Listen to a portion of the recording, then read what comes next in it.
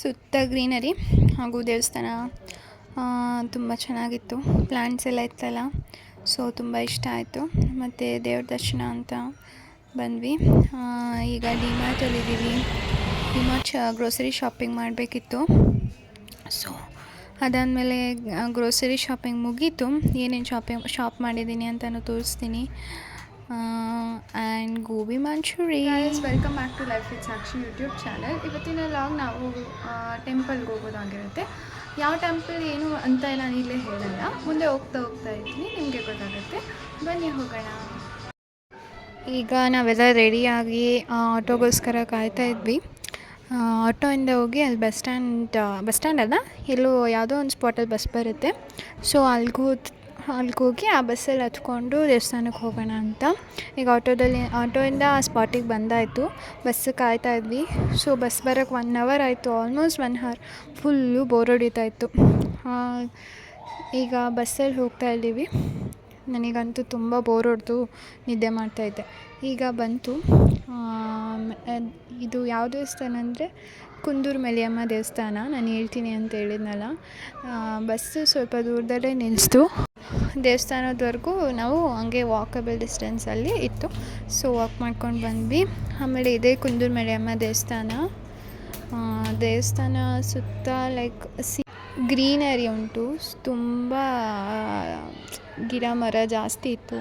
So ನನಗೆ ದೇವಸ್ಥಾನ ಸಖತ್ ಇಷ್ಟ ಆಗೋಯಿತು. ಈಗ ದೇವಸ್ಥಾನದ ಒಳಗಡೆ ಹೋಗಿ ದೇವ್ರ ದರ್ಶನ ಮಾಡೋಕ್ಕಂತ ಹೋದ್ವಿ. ಕ್ಯೂಯಿಂದ ಹೋಗಬೇಕು.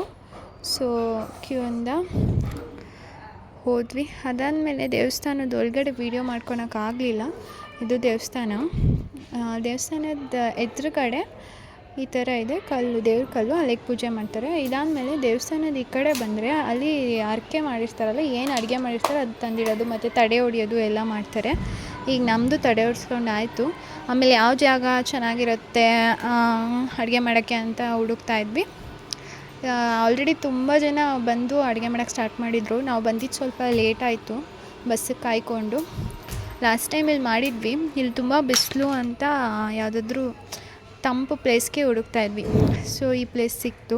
ಮರದ ನೆರಳಲ್ಲಿ ಚೆನ್ನಾಗಿರುತ್ತೆ ಅಂತ ಅಲ್ಲಿ ಮಾಡ್ತಾಯಿದ್ದೀವಿ. ಹಾಯ್ ಮಾಡು ಮಮ್ಮಿ. ಆಮೇಲೆ ಅನ್ನ ರೆಡಿ ಇಟ್ವಿ. ಅದಾದಮೇಲೆ ಚಿಕನ್ ಎಲ್ಲ ನಾಟಿ ಕೋಳಿ ಚೆನ್ನಾಗಿ ಹಾಕಿ ನೀರು ಹಾಕ್ತಾಯಿದ್ದಾರೆ. ಸ್ವಲ್ಪ ತುಂಬ ಬಿಸಿಲಿತ್ತಲ್ಲ, ಕೂಲ್ ಮಾಡ್ಕೊಳಕ್ಕೆ ಅಂತ ಐಸ್ ಕ್ರೀಮ್ ತಂದು ಎಲ್ಲರೂ ಐಸ್ ಕ್ರೀಮ್ ತಿಂದ್ವಿ.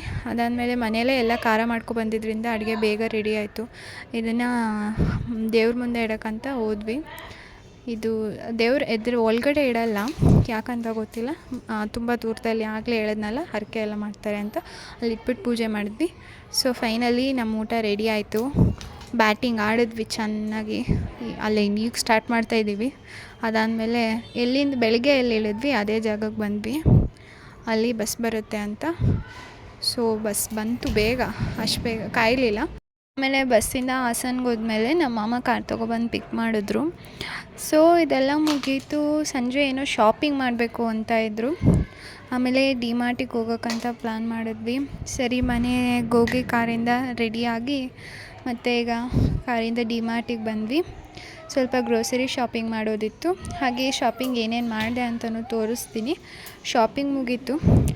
ಈಗ ಮನೆಗೆ ಹೋಗ್ತಿದ್ವಿ. ಇದು ಸಂಜೆ ಆಗಿತ್ತಲ್ವ, ಸ್ವಲ್ಪ ಹೊಟ್ಟೆ ಹಸಿತಾಯಿತ್ತು. ಅದಕ್ಕೆ ನಾನು ಚಾಟ್ಸ್ ತಿನ್ನಬೇಕಂತ ಕೇಳಿದೆ. ಸೊ ಚಾಟ್ ಸ್ಟ್ರೀಟಿಗೆ ಬರ್ತಾಯಿದ್ದೀವಿ. ಬಂತು ಚಾಟ್ ಸ್ಟ್ರೀಟು.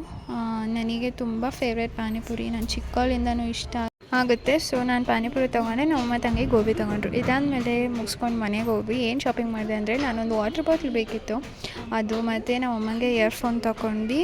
ಮತ್ತು ಇಯರ್ ಬಡ್ಸ್ ಬೇಕಾಗುತ್ತೆ ಅಲ್ಲ ಅಂತ ತೊಗೊಂಡ್ವಿ. ಮತ್ತು ಶೂ ಪಾಲಿಶ್ ತೊಗೊಂಡ್ವಿ. ಮತ್ತು ಸ್ವಲ್ಪ ಡಿಟರ್ಜೆಂಟ್ಸ್ ಬೇಕಿತ್ತು, ಅದೆಲ್ಲ ತೊಗೊಂಡ್ವಿ. ಇದ್ರ ಜೊತೆಗೆ ನಾವೇನು ಕ್ಲಾತ್ ಶಾಪಿಂಗ್ ಮಾಡಲಿಲ್ಲ, ಯಾಕಂದರೆ ಏನೂ ಅವಶ್ಯಕತೆ ಇರಲಿಲ್ಲ. ಗ್ರಾಸರಿ ಮಾತ್ರ ಬೇಕಿತ್ತು. ಸೊ ಗಿನ್ನ ಮಾಡೋಣ ಅಂತ ಬೆಲ್ಲನೂ ತೊಗೊಂಡ್ವಿ. ಇಷ್ಟೇ ನಾವು ಶಾಪ್ ಮಾಡಿದ್ದು. ಗಾಯ್ಸ್, ಇಲ್ಲಿಗೆ ಈ ಲಾಗ್ನ ಎಂಡ್ ಮಾಡ್ತಾಯಿದ್ದೀನಿ. ನಿಮಗೆ ಈ ಲಾಗ್ ಇಷ್ಟ ಆಗಿದೆ ಲೈಕ್, ಶೇರ್ ಹಾಗೂ ಕಮೆಂಟ್, ಸಬ್ಸ್ಕ್ರೈಬ್ ಮಾಡ್ಕೊಳ್ಳಿ. ಮತ್ತು ನೆಕ್ಸ್ಟ್ ಲಾಗಲ್ಲಿ ಸಿಗೋವರೆಗೂ ಟೇಕ್ ಕೇರ್, ಟಾಟಾ, ಬಾಯ್ ಬಾಯ್.